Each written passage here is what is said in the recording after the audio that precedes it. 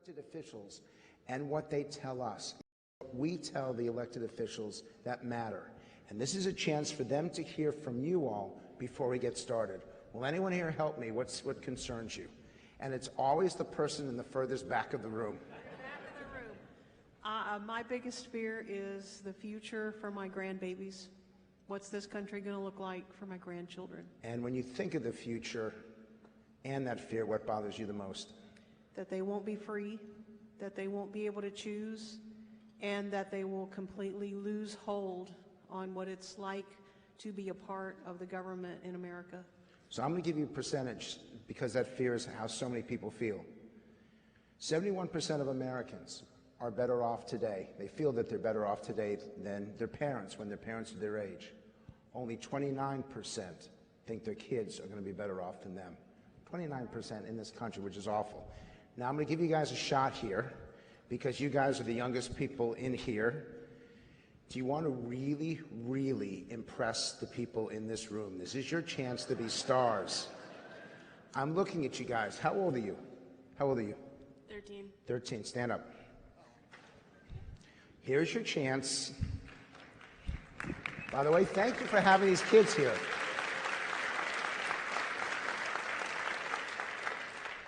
When I was your age, I was invited to a show as a ventriloquist, and there were a whole bunch of Hollywood agents. You're tall for 13. I just realized he's almost as tall as me. Like, you need to sit back down. No, don't. And the guy brought me up, and they had the dummy talking to me, and they had agents there, and the comedian really wanted me to interact with his dummy so that I might be able to get a job. Unfortunately, I didn't, and then Jimmy Carter got elected president, and we all know the rest of the story. What is your greatest fear? If you think of the future, I know you're only 13, what is your greatest fear? Not being able to have a successful career. And what makes you concerned about that? Well, I'm homeschooled, so not really anything yet, but... Good answer. See what he said? He's homeschooled, so everything's cool. What do you like most about being homeschooled? My mom's my teacher. So you? I'm going to guarantee you, if you answer this question correctly, you're going to get the best Christmas present ever.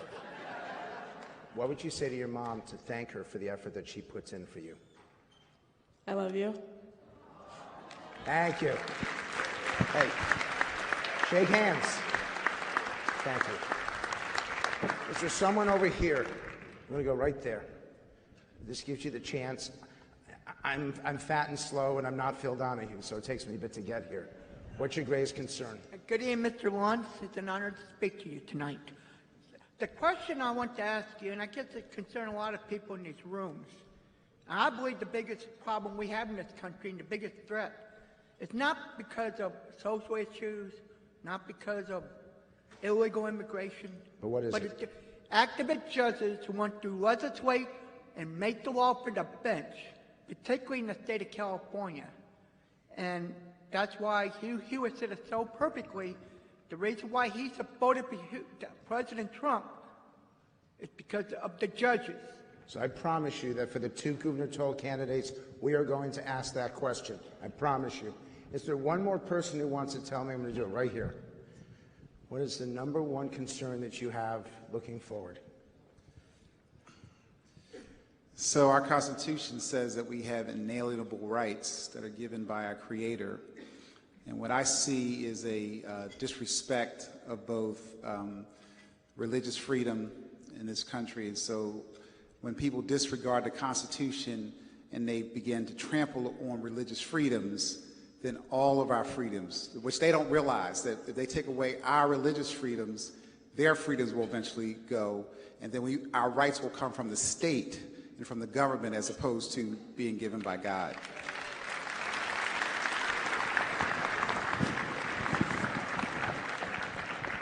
I think that's a great question, but I do want to point out that he's got a Ken's Golden Italian packet at his table. I want to know how you got that. That's not fair. So we're going to start this conversation, and this is a conversation. It's a chance for you to get to know, over a 30-minute period, each of the two candidates for governor. 3 things. There'll be no gotcha questions. This is not to embarrass anyone. This is not to make anybody look bad. I'm tired of these ideological, overtly partisan national debates that are deliberately stoked to make conservatives and Republicans look bad. That is not what this is going to be. Number 2 is I'm not going to ask specific questions about issues that they've been talking about before. I want you to understand the character of these people, who they are, how they make decisions, what their priorities are, so you can get a better understanding not just of what they will do, but why.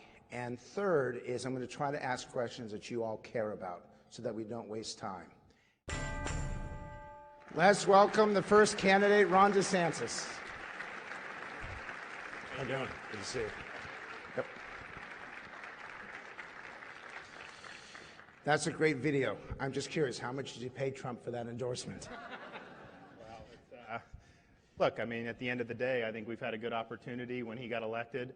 We've done a lot of really good things, and my position from day one, I want this guy to succeed. He's got the whole media against him, all the Democrats, entertainment, colleges and universities, and you know, I'm happy to stand with him to get things done for the American people. So as a governor of Florida, what could you do to help the President of the United States be more successful? Well, look, I think a lot of it will be he will help Florida be more successful. I mean, some of the issues that we deal with, whether it's fixing our waterways, whether it's fixing our transportation, you're going to have a relationship, I think, with the White House. And so I can go and talk to our friend Mick Mulvaney, who oversees OMB. I can talk to the president and say, hey, Florida needs X, Y, and Z. Let's work together to get this done. You know, some of these Democrats who are running, they want him impeached. Okay, so you're getting elected. You're going to go up there and be able to work constructively with the administration? I don't think so. Maybe the Democrats should have been homeschooled. Maybe they'd be a little sharper. What is your first and foremost priority? When you get elected, on day one, what are you going to do? Well, the first bill that I'll submit will be a comprehensive restoration of civics in our public schools. Because if you think about it, as a country, you know, we don't all have the same religious denomination. We don't all have the same ethnic heritage. What unites us as a people, or what's supposed to unite us as a people, is a belief in certain fundamental ideas and enduring truths about God-given rights, about the proper role of government, the rule of law. And I think that that's a lost art right now in our schools. And if you want, we talk about divisions in the country, if you want to be able to heal some of the divisions, I think we've got to make sure that when we're graduating people to be citizens, that we're all singing off the same sheet of music. We understand the foundations of what makes our country unique and why it's special to be an American. And if you do that, I think you will see some dividends. Look, in the Florida statutes, it's great. It says, hey, you got to learn X, Y, and Z, all kind of stuff, but it's just not really done. And I think that if you look at civic education in America, it's not great in any age group, but the younger folks have kind of fallen off a cliff. We've got to fix it, and I think that is the foundation within which you can get all these other issues right. You know, you can get job growth right, you can get right to life right, you can get all these other things right, but we got to get those foundations so that everyone understands them. So people have talked about this before, but it hasn't happened. I don't want to get you into the weeds, but how are we going to make sure that this actually happens? Well, look, you're going to have to work with the legislature. I mean, some of the things, I think, like, I want locals to be able to figure out the best way to do it, but boy, we can provide incentives so that they are doing this. I think the curriculum needs to be looked at. When you look at some of the things that are taught, it's more attempt to indoctrinate students than to educate students about what makes America unique. And so I think you got to look at all those different things. It's not necessarily going to be an easy lift, but it needs to be done, and we've got to get this right. I mean, we're so lucky to be Americans, to have people who fought for freedom from the founding of the country. They created a constitution. We endured a civil war, World War II, Cold War, all these other things. And we've got to keep, Reagan said that freedom is one generation away from extinction. It's not passed along in the bloodstream. And I think what he meant is ultimately it's a republic, as Benjamin Franklin said, if you can keep it. We got to make sure we can keep it. So they want to know not just where you stand, but who you are. If you had to identify a single principle, a single value that helps you in your decision-making process, what's the one that stands out the most? Support and defend the Constitution. When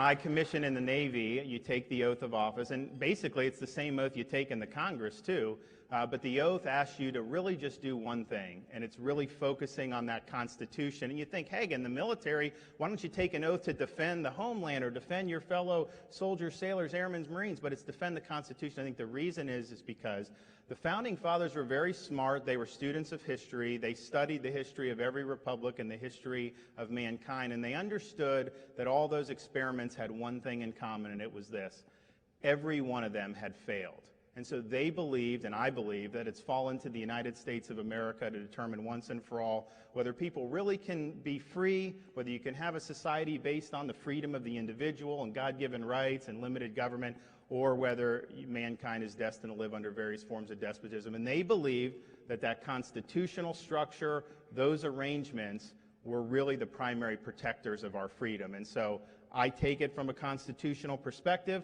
Now, in the federal government, obviously, we're looking to see whether the federal government has power to do something, whether they are conflicting with other parts of the Constitution. But the state government's similar. The powers are different, but you got to go by the state constitution. And you also have to ask the question, even if government has power to do something, does government have competence to do it? Is government the right way? Will they crowd out other forces in society? And I think some of the problems we've seen throughout our country has been when government bureaucracies have crowded out civil institutions, religious institutions, and really eroded the foundations of civil society. The founders understood, people like de Tocqueville understood, that civil society, the strength of that is really one of the most important things for the strength of our country and our communities. So because you've raised it, I'm curious. And there are going to be some questions that we did not discuss. Who is your favorite founding father? Oh boy. Well, my daughter's name is Madison, and my son, who's back there 6 weeks, is named Mason. But I think that's because we like their names. I think my favorite is George Washington, simply because our country's based on the idea that we have a rule of law, not a rule of men. Nobody's indispensable. But he was really the one who was indispensable. I mean, he could have, after the American Revolution, taken command of the country. He could have made himself king. That's what everyone else did during that time. But yet he surrendered his sword to the Constitutional Congress. He led the Constitutional Convention. Obviously, he was the first president. And when he turned in his sword after the winning fight, George III in Britain said, well, if he has done that, then he's the greatest man in the world. So I think the one guy who could have derailed this, if he was of that mindset, would have been Washington. But instead, time and time again, when he was tested, he put the future of all of us ahead of his personal aggrandizement, and he's a great, great man. Okay.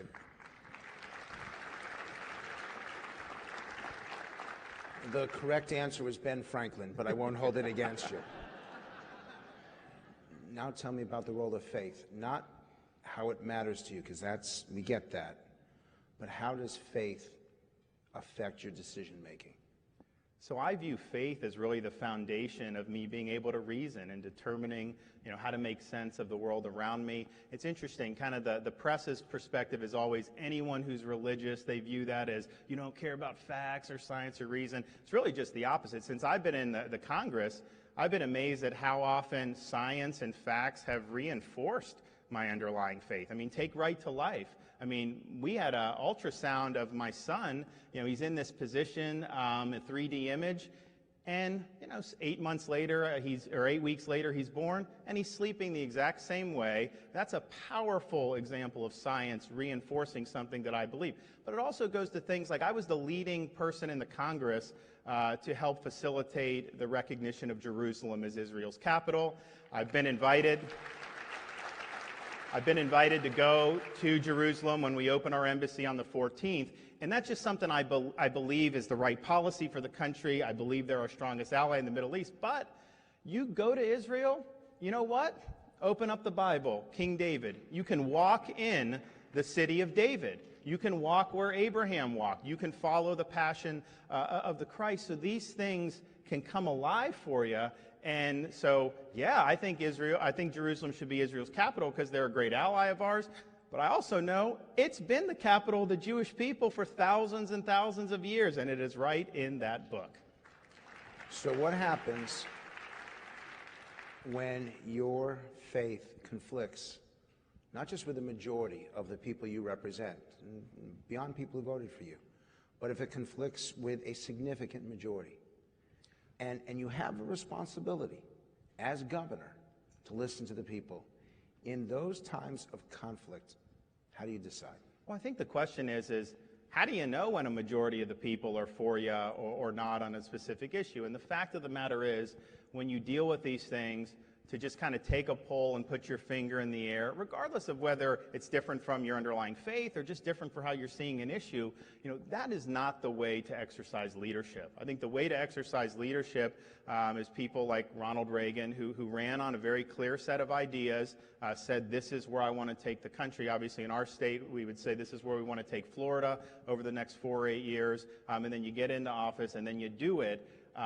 Hamilton wrote in the Federalist Papers that you want the cool and deliberate sense of the community to ultimately be reflected in the laws that are enacted, but not just sudden and transient impulses. So I think what I do is try to take a step back, understand, is this just a blip up and down, or is this something that is durable in terms of what my constituents want? And so when it's a durable thing, now obviously, you have to take that into account. But I definitely think when I run and I say I'm going to do certain things, when I get elected, then I'm duty-bound to follow what I promised the people I would do.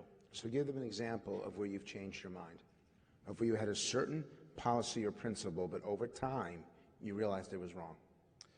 Well, actually, I think the one time that I was wrong in the Congress was when we had the breakout of Ebola, and I thought, like, we just got to shut everything down. I was like, we can't take any risks. Obama didn't do that, and I criticized him a lot for doing that. A lot of my Republicans colleagues criticized him for doing that, but I look back at it. It was handled well. I mean, I was just wrong about that. I think that the way the CDC and some of the folks in the government handled it was actually an example of government getting the job done. And so I'm totally willing to just be honest and admit if I call it wrong, you just admit you were wrong, and people appreciate that because we're going to make mistakes in this line of work. That's just the bottom line. Have you ever asked God for forgiveness? Sure. When? A lot. In the last month? Yeah, sure. I mean, look, when we're doing, my wife is a saint. I mean, we have two kids under 2. My daughter is with my mom in the hotel room, and she's 17 months, That's and her she'd right be now. no, she'd be running all over the place right now if she were up. And I'm in D.C. I'm campaigning. I'm doing all this. I mean, it's not easy, and but I have to appreciate what she's doing, support her as much as I can. That is the most important thing. And if there's times when I'm not doing that, when I think like what's going on in Washington, so that's wrong. And I'll say, man, I can't get lost in what's going on politically and all that stuff.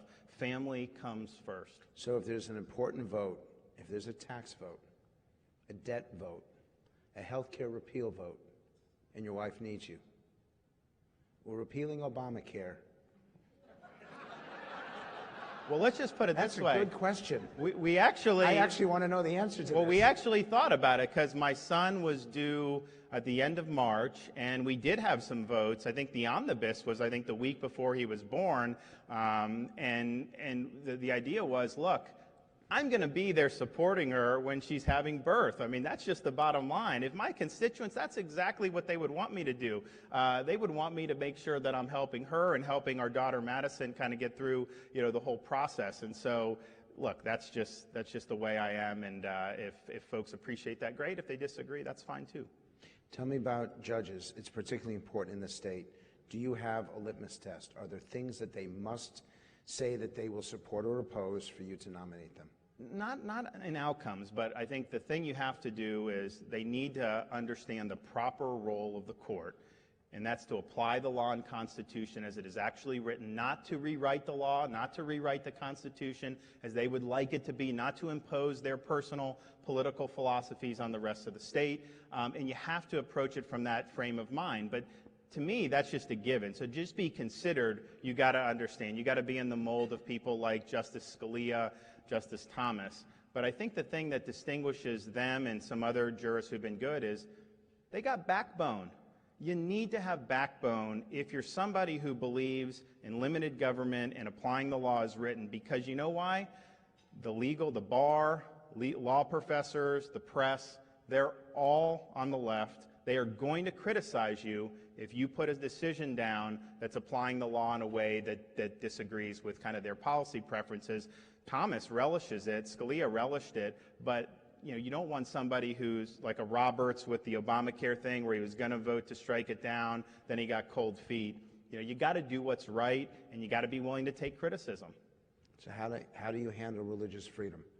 It came up in Indiana. Our vice president dealt with it in Indiana, protecting those who felt that doing some sort of commerce was against their basic core principles and their values. When you have that kind of conflict on the state level, what will you do? Well, the good thing about Florida is we've had one of the models for religious freedom restoration acts at the state level, and this is passed in the 1990s. And I think it's served Florida well. There's some people who would like to see us move away from that. I'm not going to move away from that. I think it's done a good job. I think it protects folks who are exercising their faith. And look, we have a diverse, pluralistic society, and we want to make sure that there's space for people, as there historically has been, who are in the public square, who are conducting their life according to their values. But I don't see us as having the same problems as you've seen in some of the other states, because I think that's one example where the state legislature got it right. What about the transgender issue? Now, I was at the this is no joke, I was at the Democratic National Convention, and they had bathrooms where they did not distinguish, and anyone could go in there. And people were really upset because you did not know what you were going to find. That is an issue here. Will you come down? Well, I'm not going to change, make people have, bathrooms that aren't marked. I mean, that's a totally inappropriate use of the government to do that. And I think folks should be able to set that up how they want. But do you support or oppose a law that would allow a transgender person to pick the bathroom that they choose? I would not pass a law. I would leave it as it is and stay out of that. So if a bill to do that passes your desk, will you veto it? Yeah, sure. Definitely. Yeah. Without question. Yeah, I mean, obviously I'd have to read the bill, but I think getting into the bathroom wars, I don't think that's a good use of our time.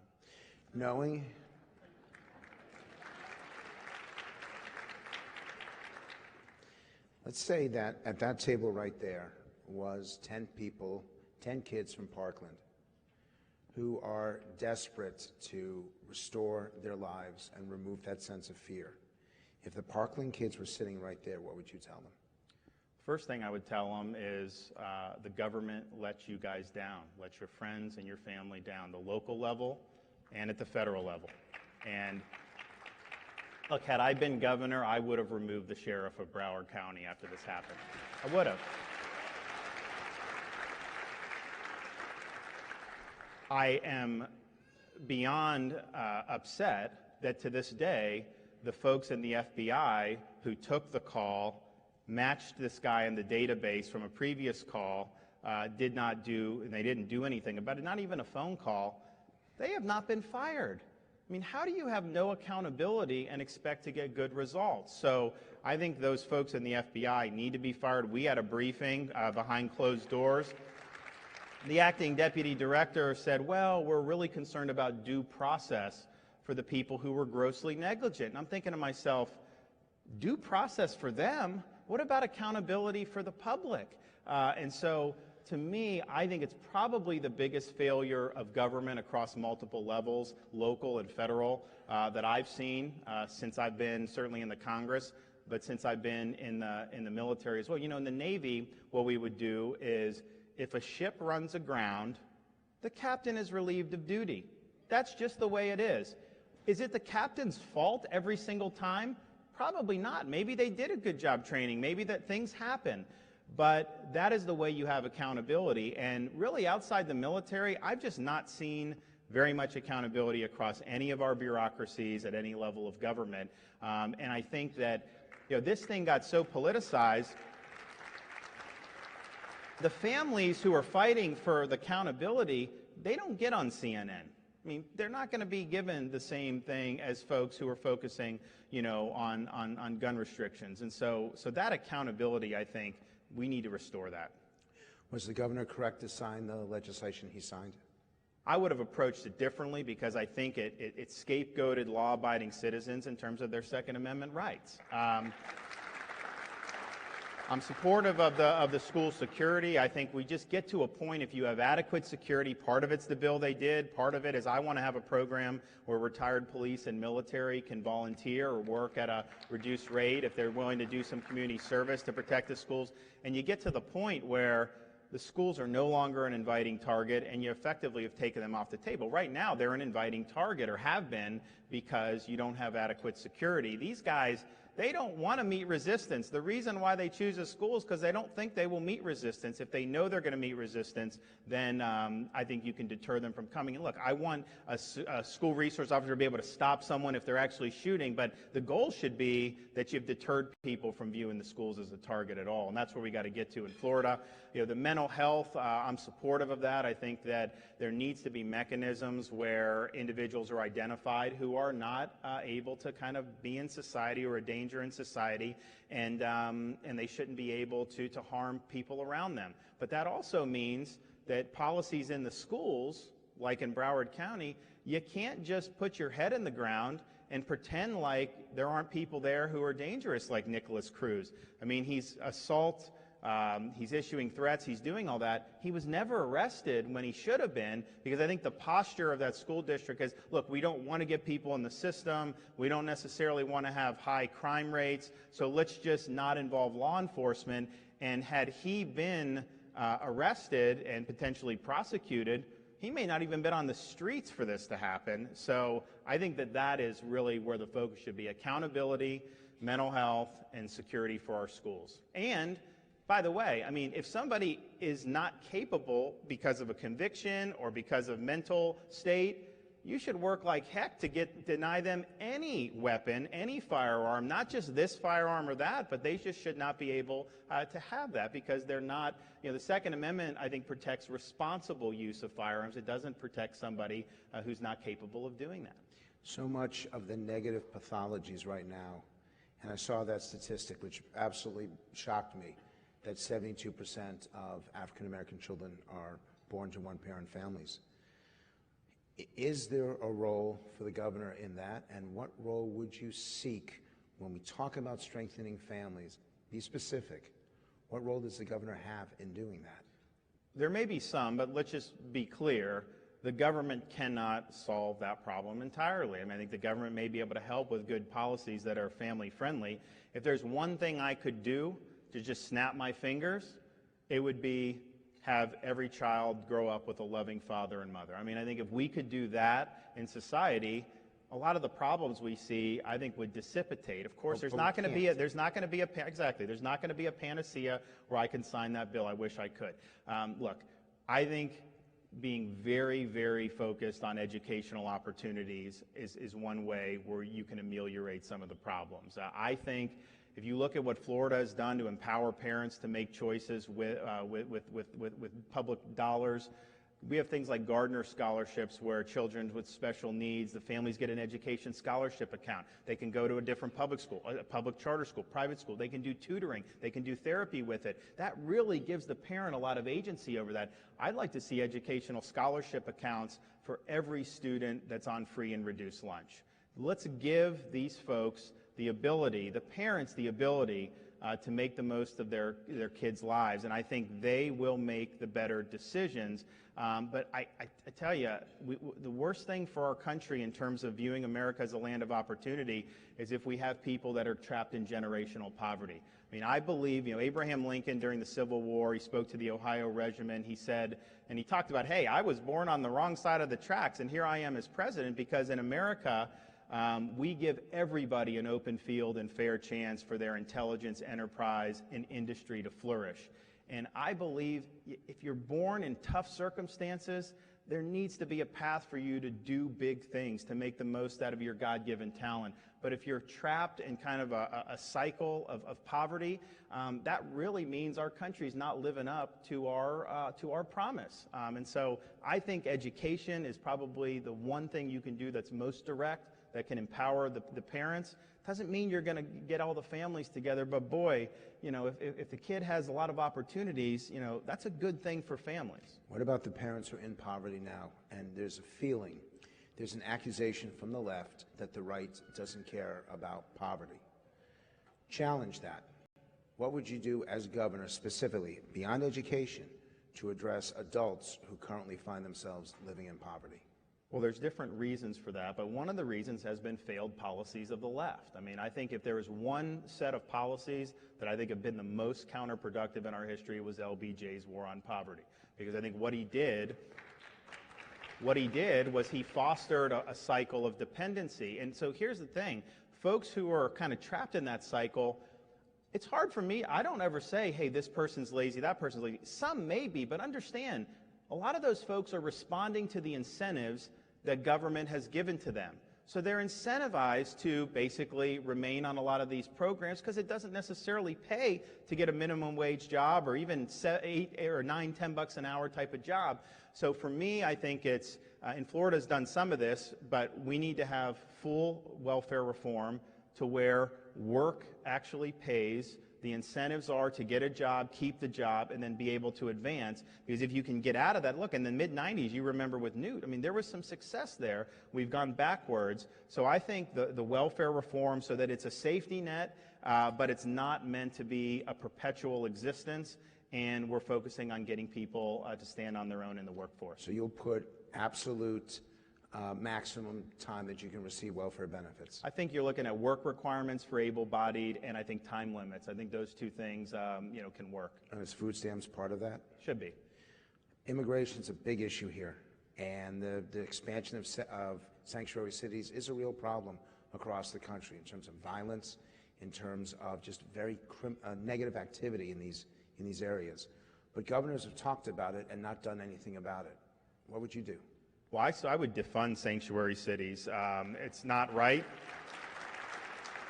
We want to do it at the federal level, which we should do it. And so you can also do it at the state level. I think you're probably going to need the federal government to do it because I think the money, you know, has a real impact when you're doing it. And, you know, my wife and I remember we were in San Francisco. We were at some event years ago, and this was right after Kate Steinle was murdered, and by someone who had been deported multiple times. San Francisco is a sanctuary city. You know, when you're in traffic in San Francisco, the carpool lane, you need 3 people in the car. So my wife, it's just me and her, so we weren't eligible for it. And I looked at her, I'm like, San Francisco doesn't follow federal law. Why should I follow their traffic laws? I mean, it's just ridiculous that you can pick and choose which laws you're going to follow and which ones you're not. So it's a problem. I also think, look, I'm supportive of the president's border wall. I think we've got to stop just people coming over illegally, because what that does, anytime you have the illegal migrations, that's a wet kiss to the drug cartels. And if you look at our opioid problem, you know, I go back and look in the problems of prescriptions and some of the pharmaceuticals, no question that's an issue. Prescriptions, though, have been falling, and yet the opioid problem is still bad and it's getting worse, and that's because you have fentanyl and all this crap that's being brought across the border, so we have to do that. And then the final thing in Florida, I'd like to see E-Verify so that we have a legal workforce. I mean, people are coming. Look, if someone's going to hire them, they're coming illegally. I understand why people are doing that, and we should just say, look, if you need to be here legally in order to work, let's just check that and make sure that's the case so that we're not diverting jobs away from Americans and incentivizing people to come illegally. Who's the best role model for governor in your lifetime? Rick Scott. I think Rick, he came in at a very difficult time. Our economy was in the dump, and he had the Obama administration doing things like Obamacare, Dodd-Frank, a lot of more onerous regulation, and they've been able to see over 1.4 million private sector jobs in Florida during his tenure. Hopefully we'll see more before he leaves office. It's going to be a lot easier for the next governor to build off that foundation, to take advantage of the changed incentives with the federal tax law, where the high tax states don't get the tax subsidy anymore. I think we can drive serious investment in Florida across a wide array of industries: financial services, technology, manufacturing. But Rick had to deal with some really serious economic problems, and I think he handled that ably, and I think he set the model with how you respond to disasters here in our state with how he handled the hurricanes. What's the greatest misconception about you? What do they not understand about you that you, in the last couple minutes, want to correct? Well, I don't know if it's that I want to correct. I think that a lot of people say, hey, I see you on Fox or this or that, but they don't necessarily know about me and kind of where I came from, and especially sometimes figures out, oh, this guy went to like Yale and Harvard Law School. I'm a blue-collar kid. I grew up playing baseball. We went to the Little League World Series out of Dunedin over on the West Coast, and that was my thing.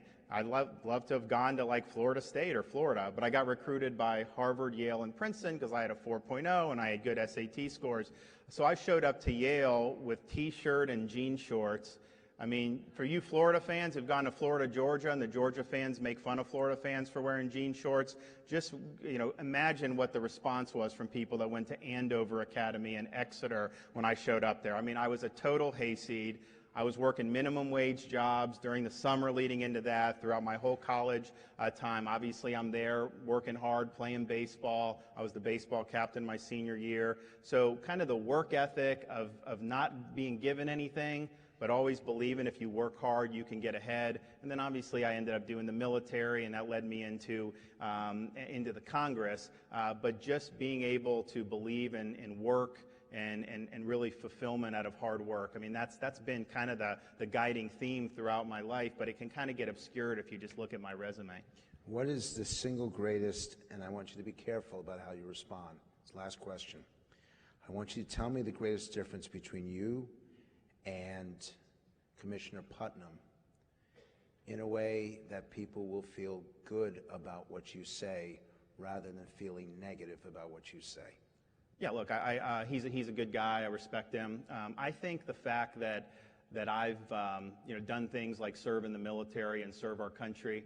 I didn't get any ROTC. I didn't get my school paid for. I did it. I was in school after 9/11, and I just believe that in World War II, everyone was kind of involved in this. Here we were now fighting terrorism, and I thought it was important that I be willing to put my money where my mouth is. And so, commissioning in the Navy, but then volunteering for some of the duty. Like, I didn't get forced to go to Iraq. I actively sought it out because I wanted to help that mission, help in Guantanamo Bay. I did spend time there as an officer, not as a detainee. And so that really has informed my leadership in terms of how I would be as governor with that military experience and giving people tasks, telling them what you expect, but then empowering them to do the job and holding them accountable for the results.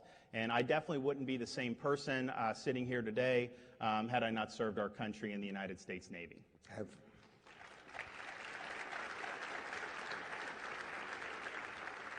I have one request of you, which is that if we see our system as being disrespectful and uncivil, that if we participate in that style of politics, we are contributing to the problem that we need to solve. That we can have a very spirited and a very honest and candid discussion about issues and personalities without tearing each other apart. I ask that you conduct this campaign in a way that they will tell their children that this is the best governor's race that Florida has ever had. Congressman, thank you. Thank you. Thanks, guys.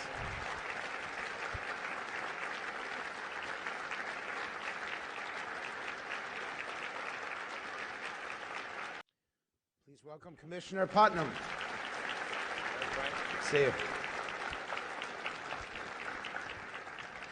Now, what's interesting for me is that I know both of these people from when they were in Washington, and I used to give them hell as a pollster and a language guy back there. and I actually get a chance to do it one last time sitting here with you all. I want to start where I ended with the congressman. What is the single greatest, and knowing this commitment to civility, but what is the greatest difference between you and your opponent? Well, first of all, I thought his words were very kind, and I'm grateful for them, and I'm grateful for his service to our country as a member of the Navy. I think that the next governor of Florida needs to know Florida, needs to know every corner of our state, the diversity of our state, the challenges of our state, and how we bring people together. I believe that some of us really have a passion for state issues, and some of us really have a passion for federal issues. I left Washington with my soul and my sanity still intact because I was more convinced than ever before that our founders had it right, that the states are the laboratories of democracy, that if you're concerned about a cookie-cutter approach to education that treats Hamilton County with 2 schools the same as it treats Miami-Dade County, which is one of the largest school districts in America, then we need someone who's passionate, excited, enthusiastic, and knows Florida, and will put Florida first. And I think that that's a key difference. So because you brought up education as an example, what would be the very first thing you would do in terms of education policy in the state? Sure. Well, I'm very open and upfront about this. I'm a product of our public schools. My 4 children are in public schools now. I have 2 in high school and 2 in middle school. And I've seen the good things that we've done in education reform in our state: competition, transparency, accountability. But the pendulum has swung too far. And the system now is telling 100% of our students that if they do anything other than end up with a 4-year university degree, no matter how much debt they have to take out, no matter that the welcome mat to adulthood is a burden of loans rather than a paycheck, that they will be a failure in life. And I believe that's flat wrong. So my first act in education,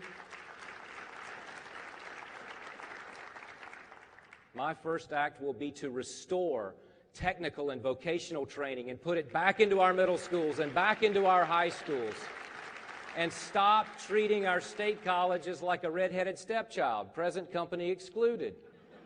Nobody's telling our students that welders are coming out of their tech schools at $28 an hour. They're not telling them that pipe fitters are making 6 figures while their friends are getting a degree in European art history with $70,000 in student loan debt. They're not telling them that the linemen who came in and restored our power, the 30,000 linemen from around the country who restored our power after the hurricanes, they all had a good Christmas. I mean, there were some flats boats and 4-wheelers bought with Irma overtime. So I will do that first and foremost. And as you know, I'm proud that tonight we actually rolled out our Florida Families First agenda, which will be a part of my very first session's agenda. It begins with life. It begins with defending life and funding our pregnancy centers like the Trophies of Grace that we handed out last spring. It talks about judicial activism and how we are going to have humble people on the bench who do not try to legislate from the bench. And it talks about this, bringing back and creating in the office of governor, the Office of Faith and Community-Based Initiatives that will leverage and harness all the power in this room and in every faith community across Florida to solve our problems. We have 41,000 students and children in the child welfare system. We can do better than what we're doing right now. 70% of victims of human trafficking are or were in a state's foster care system. We can do better than that. We have thousands of spaces in hurricane shelters that could not be opened last year because no one stepped forward to man and staff those shelters. If not the church community, then who? We've seen the Southern Baptist Convention show up to Texas. When Charlie hit, we had the Texas Southern Baptists feeding chili in August. That's the only thing that they got wrong, but they knew how to feed thousands of people. We had the West Virginia Baptists in Wauchula We had a number of church communities who feed and clothe and shelter our Floridians in a crisis. We need to harness that in foster care, in the drug crisis, in homelessness, in prison ministries.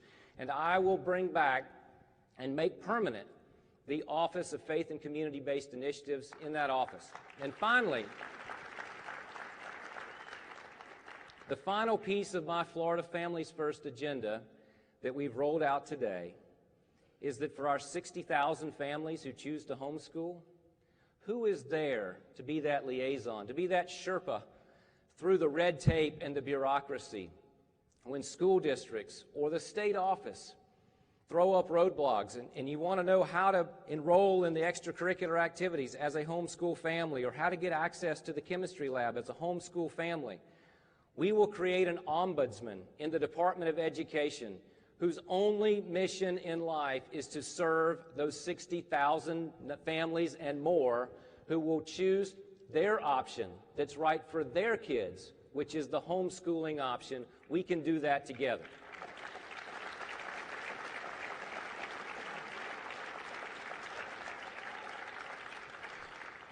So the moment that you take your oath and the moment that you deliver your speech and walk back to your office, what is the very first thing? Who are you going to call? What are you going to do? In the first hour, what's step number one? Well, if it's anything like the feeling of the inauguration to be agriculture commissioner, and agriculture commissioner is not the most glamorous life, I found myself in prayer. It is the overwhelming sense of responsibility that we have as governor of the third largest state. The responsibility to 21 million citizens. Boy, if you don't start that mission with prayer, you're starting it on the wrong foot.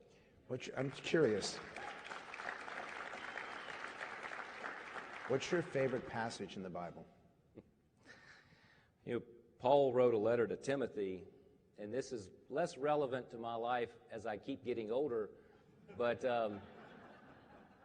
it always stuck with me because when you're young in this business, there's always somebody coming up to you, and they all think that they're the first person who's told you this joke. You know, they're all like, I've got socks older than you. I've got ties that are older than you. I've got grandchildren older than you.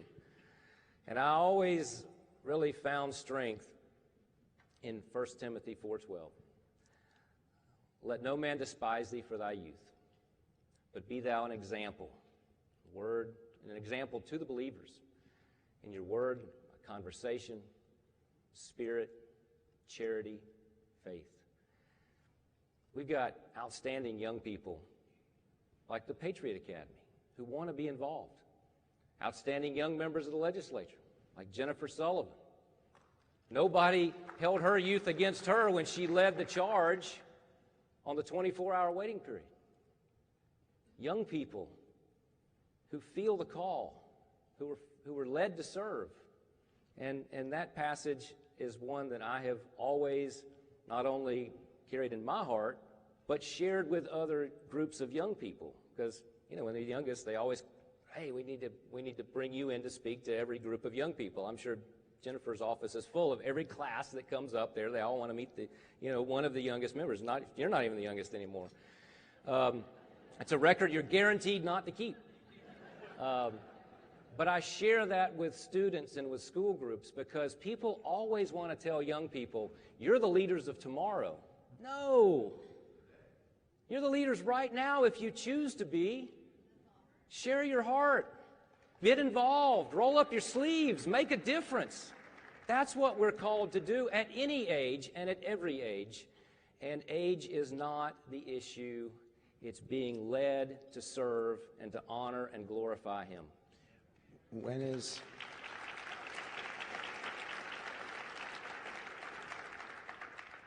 the last time you asked God for forgiveness, and what did you do to need it? You notice I made it better the second time. It was today, and it's none of your business.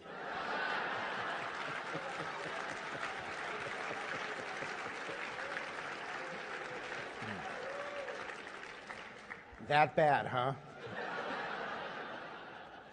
I heard yelling at the other end of the phone. Now I know what it's about. Tell me It's about like, tell it all, brother, tell it all. Oh, I don't think I'd have told that one. The old Louis Grizzard joke. the role of faith in your decision making. And it's not just about prayer. I'd like them to understand how faith factors in as you make tough values decisions, moral decisions, and the other decisions that a governor has to make every single day. So faith, my faith, guides, illuminates, directs every decision. We don't put our life into buckets. Our faith directs our relationship with one another, friends and strangers. Our faith directs our relationship in our family, with our spouse. Our faith directs our business decisions, our consumer decisions, our public and political decisions. It's not in buckets. And my faith was instilled in me at an early age, and faith is a huge part of what sustains my family when I am gone so many nights. I mean, the conversation that you had earlier about, you know, what we give up in service, I didn't get that right. I'm ashamed of how many things I've missed because I didn't want an article written that I'd missed a vote, because I felt like I needed to be there. I mean, I've asked forgiveness for that. How old are your children? I have Abby is 16, Libby's 15, Emma, who's with us, is 14, and Hughes is 11, and you know, Melissa, my wonderful wife, who's managing 3 teenage girls and a middle school boy while I'm on the road a lot. She ought to be nominated for sainthood. I mean,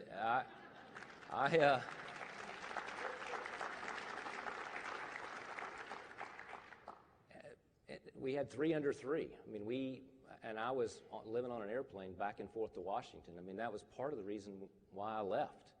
Because not only can you make a greater difference in Florida, but I was looking at what I was missing with my family and thinking, man, is the sacrifice that I'm missing with my family worth beating my head against a wall every day, or seeing what kind of clever soundbite I can come up with as chairman of the conference? Or, I mean, it reached a point where I got right, and I made the right decision, and thank goodness I did. So your kids are blessed with parents who are involved and engaged in their lives. But you know that there are so many children, and the percentage is staggering, who don't have that. Your children have access to incredible education and the opportunities, but so many kids don't. Part of what this is about and how we judge ourselves, frankly, is by how we help those who can't help themselves. As governor, how do you help them? Let me give you a couple of real-world examples, because I think it's not just theoretical about what I want to do. It's what I have done, and based on that, what do I want to accomplish as governor? The first thing that I tackled as agriculture commissioner was child nutrition. We're using our schools as a dumping ground for the food prisoners wouldn't eat. And it's kind of embarrassing that in Orange County we were feeding them Brazilian orange juice, and in Plant City we were serving Mexican strawberries, and so you had this bad economic model, a bad nutrition model, and we've got 1 in 4 children in Florida who are food insecure. 1 in 4 in our state. Most of us grew up, I'll speak for myself, I thought hunger was something you saw in the pages of National Geographic. I thought that it was something being broadcast from halfway around the world that we were supporting through We Are the World. It's in our kids' classrooms. It's in my children's schools that they fill the backpacks. It's in our schools that older kids stuff food items, not for themselves, but to take home to a baby brother or sister. That's unacceptable. So we partnered with the faith community and took over that program and grew the summer feeding program, which was where the kids who were on free and reduced lunch don't get anything all summer. We grew that program by 42% by going to the churches and going to United Way and going to Boys and Girls Clubs and going to the YMCA. And we served 15 million meals last summer. Even the Commissioner of Agriculture has a responsibility to play in lifting up people who are in generational poverty and deserve to have that cycle broken. So that's track record. Moving forward, I've met with the leadership of each of the 4 historically black colleges and universities in our state because they are where the rubber meets the road of breaking that cycle. The difference between education and the ticket out and not. Sheriff Nat Glover from Duval County, a legend in our state. If you layer all the options that are out there currently for tuition, Pell Grants, what we call FRAG in Florida, which supports private schools, there's only a $3,000 difference between having the ticket to be able to go to one of those schools and not. And if you look at how we're going to break that gap, what do we need more of? We need more African American role models in elementary schools showing children who don't have a male role model what a honorable person of high character role model looks like in the classroom. We could produce 100 a year just from Edward Waters College in Jacksonville to go back into our toughest neighborhoods. What do we need in law enforcement?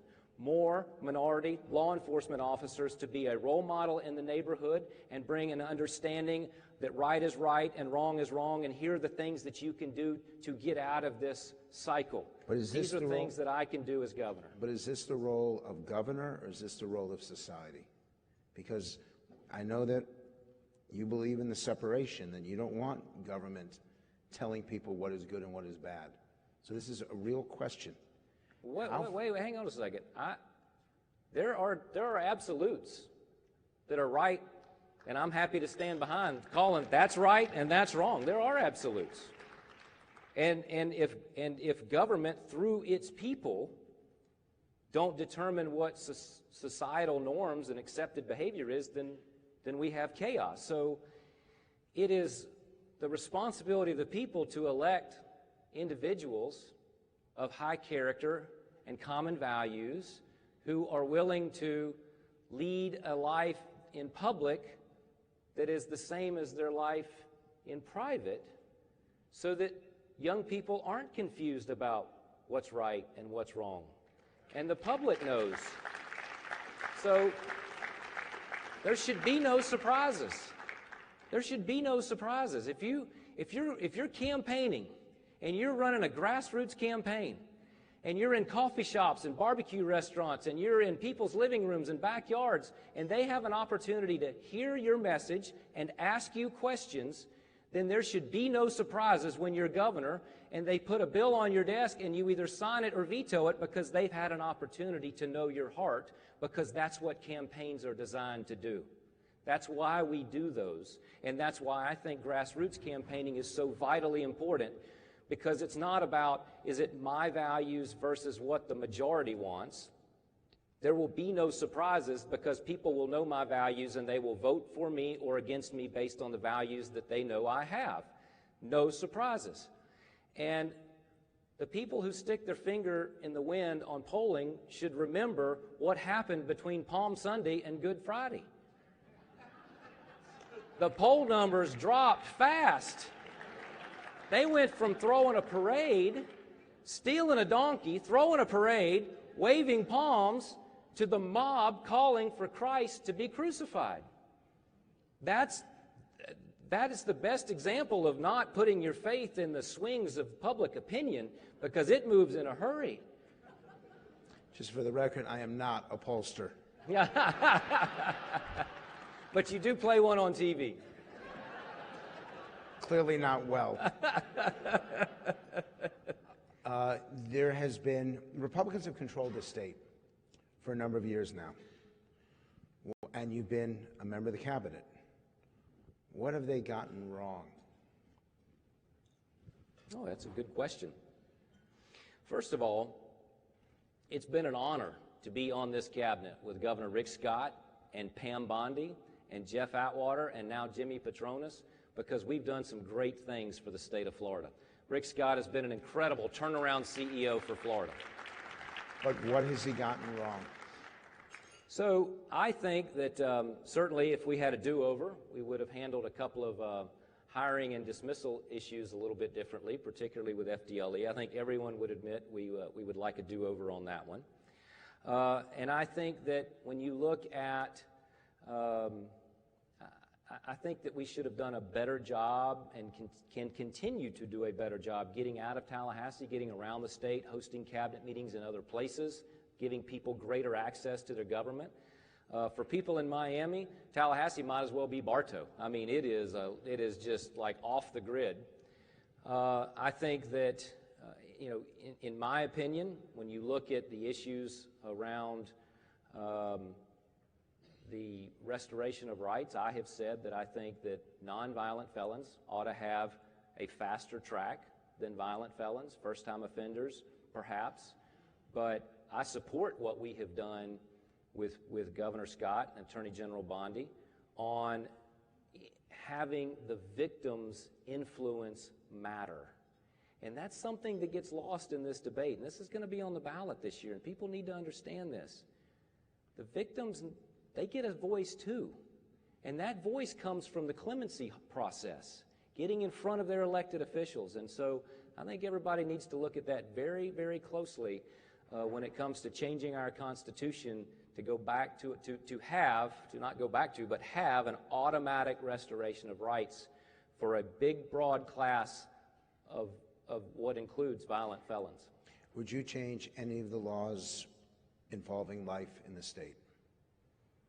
Well, there's certainly an awful lot of interesting momentum around the country for continuing to strengthen the defense of life. I think back to, they didn't have this 3D imagery or 4D imagery or whatever they call it now, even when we were having children.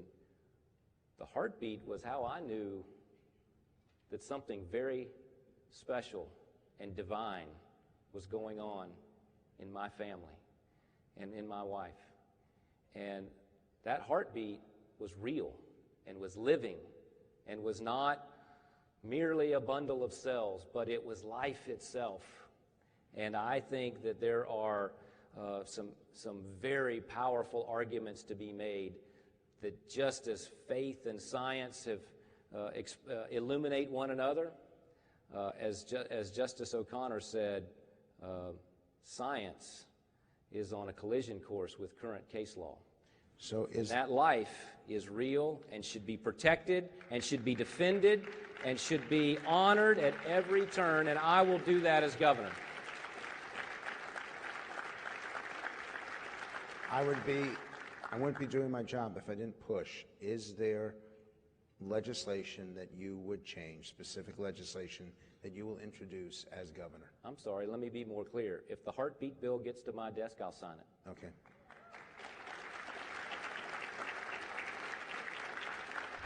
A number of states have transgender issues. What bathrooms? Can you choose which bathrooms you use? If that legislation gets to your desk, I know what your answer is going to be, but I need to have you put it on record. Well, I have put it on record, and I'll continue to put it on record. As a father, we are not going to sign a bill. I am not going to sign a bill that allows men into my daughter's restrooms.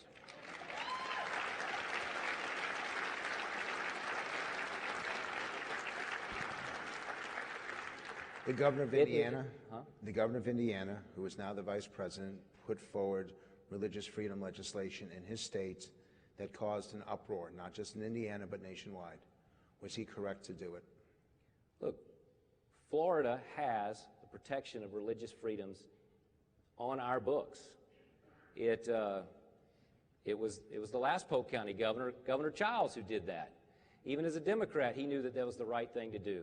To protect religious liberty, to protect religious freedom, to not have the government tell you what will come from the lips of your pastor in your pulpit, or from the rabbi in their synagogue, We must defend religious liberty in Florida at every opportunity, and do it boldly and vocally and proudly. The Pastor Protection Act that John worked so hard to pass 2 years ago is an important other step in that.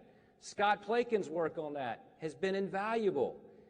Senator Stargill's work on this has been invaluable. Senator Baxley, people that we will work with to continue to build on the success that we have in our state to protect our liberties, to defend life, to honor the family. And last time I checked, business is also doing pretty good in Florida. There is not a separation between the economic health and the moral health. If you're morally bankrupt, it doesn't matter how much money you have. It doesn't matter how many jobs you're creating. Was the governor correct to sign the gun legislation?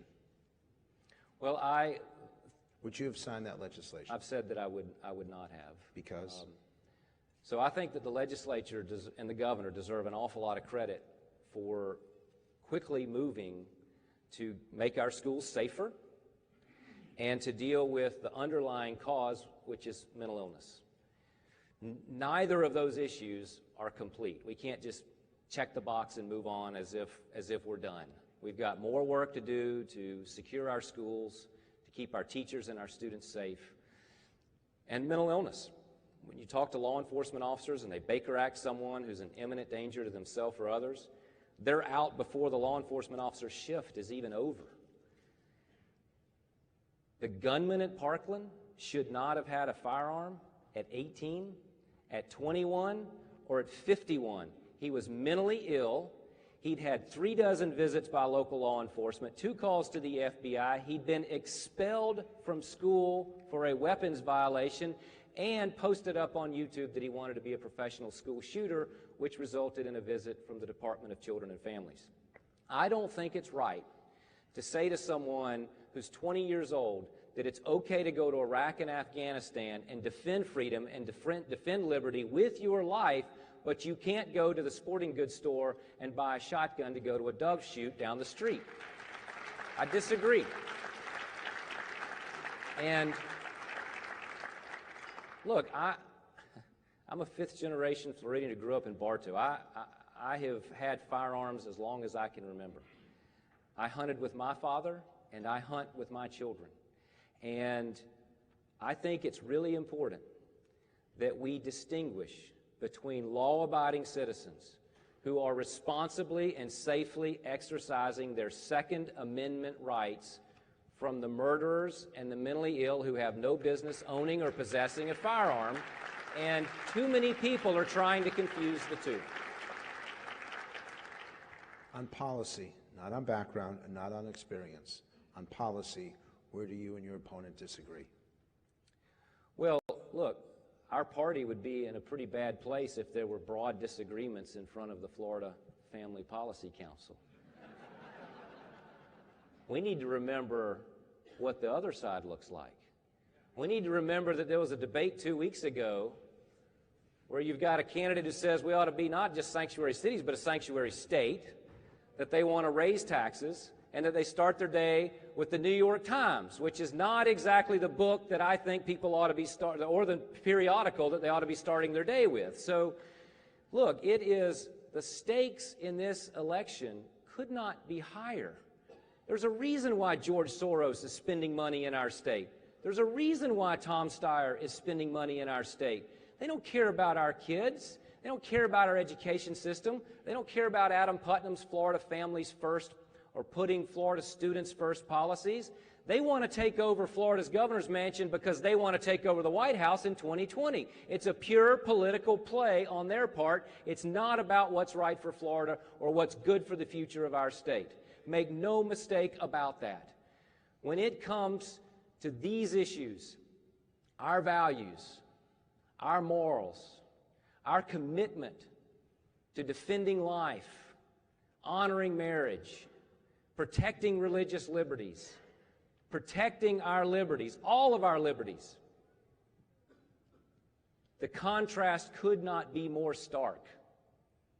It's not about the contrast between me and Congressman DeSantis, who I think is a fine man who serves us well in Washington and has great values. It's a contrast between two very competing worldviews that are at war in our world right now, and I want Florida to continue to be the launch pad for the American dream, where we protect the family and we continue to march forward with the types of conservative policies that you've seen put in place in Florida for the last 2 decades. We have forgotten how bad it could be because we've watched the fights be over which taxes to cut instead of which taxes to raise. We've seen John Stemberger come back to be able to produce a video about his successes instead of his failures because we've had conservative people of faith who serve us in the House and in the Senate and in the Cabinet and in the governor's mansion, and may it always be so.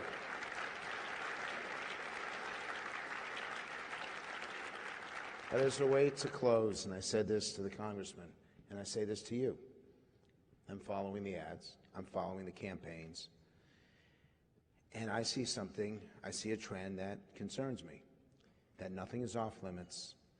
Sometimes it's done by a third party, but we all know how that works. You referenced how different the Republican vision is from the Democratic vision. If the two of you, in a state that's 50-50, tear each other apart, you will end up electing that thing that you oppose so much. How do they know that you won't do it? Well, you got to see our first ad, and you'll soon see an ad that similarly reflects who I am, my character, my values, my background. No horses were rented or wardrobe purchased in the filming of that commercial. They're all real. I believe that if you can't stand for what you're for and what you're going to do and what you're going to accomplish, the things that we've talked about tonight, my Florida Families First agenda, which is substantive and specific and speaks to the needs of our state, my vocational education plan for Florida. It's not just a talking point. We could have spent the whole 30 minutes talking about that one thing because I'm so passionate about it and have given it so much thought and spent so much time with principals and employers and state college presidents who are going to work with us to implement it. But you also have to be willing to fight for these things. Look, this is a state of 21 million people. Some of them have been here for generations. Some of them have been here for 10 minutes. And everybody gets to vote. And we need to work hard every day to defend our vision, to define our values, and be out front about what we intend to do. That's how we make decisions. That's how we sort out the people who are committed to public service and the ones that are just, sticking their finger in the wind and seeing what happens. It's not about riding a wave or breaking a wave. It's about Adam Putnam standing in front of you and proudly declaring what I'm for, what I'm against, and what I will work with each and every one of you to implement as the next governor of the greatest state in the greatest nation that this world has ever known. We are so blessed as a state, and we just have to have great leadership who is humbled by the blessings that have been showered on our country. Thank you very much. Please thank him for his time. Thank you. Thank you.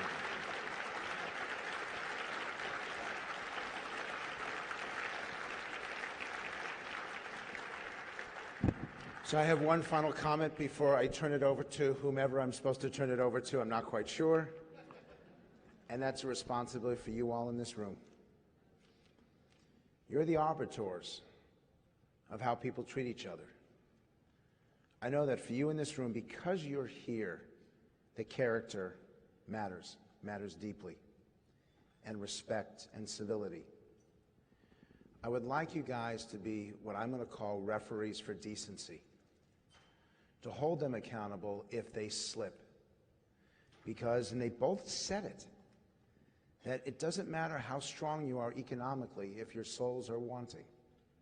It doesn't matter if we do well with material goods, if we're at war with ourselves inside our families and our communities.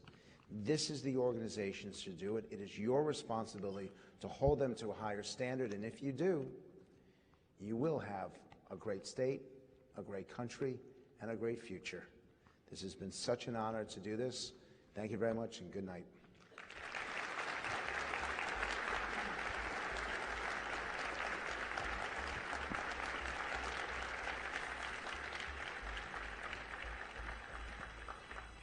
Several years ago, Time magazine had a cover story. It said this: abortion rights activists won an epic victory in Roe versus Wade, but they've been losing ever since. It is my goal, it is our collective goal, to make sure that this title and this cover never becomes old news, never becomes fake news, and is never outdated. Are you with me on that? You guys don't see yourselves as fighting a war, you see yourselves as serving a mission. And what is that mission? First, it's the Great Commission.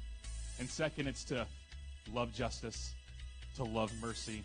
And you know that that mother is just as much created in the image of God as the baby that she carries. So you love both.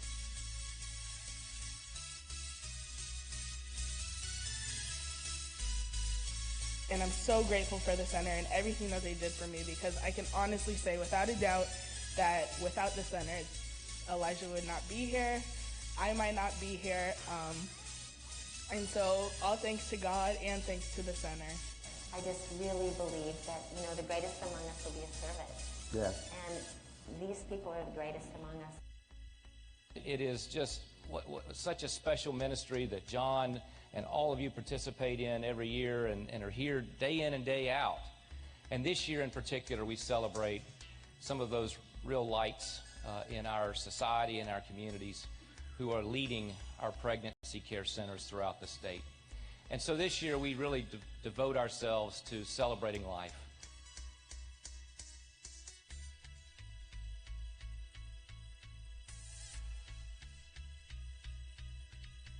This movement that you all have created with your labor, we can be sure that when we come on that day, we will hear the commendation, well done, good and faithful servant, no questions asked. And it's because of your labor.